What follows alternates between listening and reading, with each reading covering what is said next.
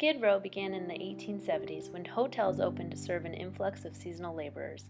In the 1960s, Skid Row saw a wave of people returning from the Vietnam War, the majority being young African American veterans who were unemployed and suffering from trauma or addictions.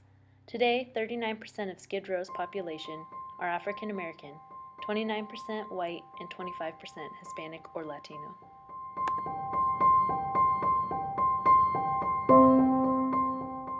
Skid Row is a social enigma, you know what I mean? That's what it's its own. I don't even know what the word is. It's because you have the mentally ill, you have the homeless who are truly homeless, you have the drug addicts that are the majority of the crime in Skid Row. You know, so you have heroin, crack cocaine, lots of marijuana, but mostly heroin and crack cocaine. So what on a daily basis are your calls like normally? Vandalism, burglary from motor vehicle, assaults, some ADWs and some shootings, but not a whole lot.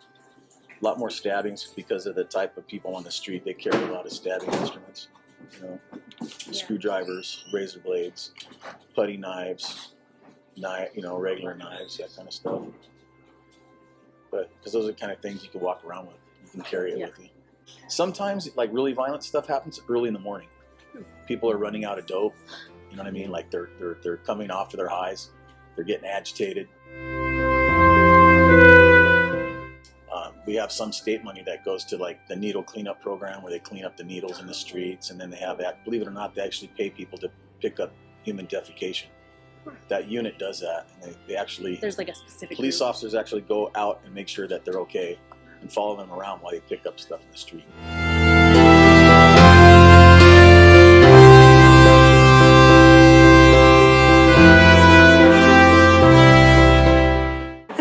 .5 calls in a 24-hour period. Oh, wow. So we're the busiest fire station in the United States. They've asked me if they have doctors and nurses in there, and they do. They have doctors and nurses Engine in these only. clinics. Automatic alarm. And, Engine 9.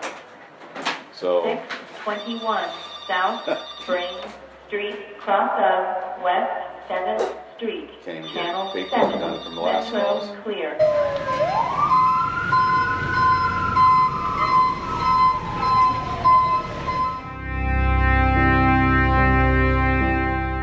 Or underserved populations is that with this population, actually, homeless people usually do not access health care unless you go to them. And so a lot of the ways that we're able to actually get connected with the patient is that they'll get sent from one of the housing sites, either a shelter or a permanent supportive housing site, or some other program that they want to get into and have to get a TB testing. So you've got social service needs, mental health, substance abuse needs, and then diabetic. It would probably be our most common chronic disease that we see here. Probably 20 to 25% of the people that come in here are diabetic.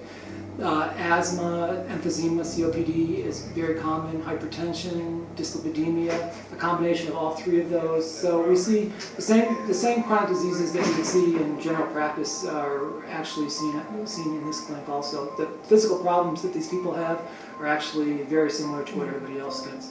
It's a very rewarding population to treat because once the population or the patients trust you down here, they'll do anything for you.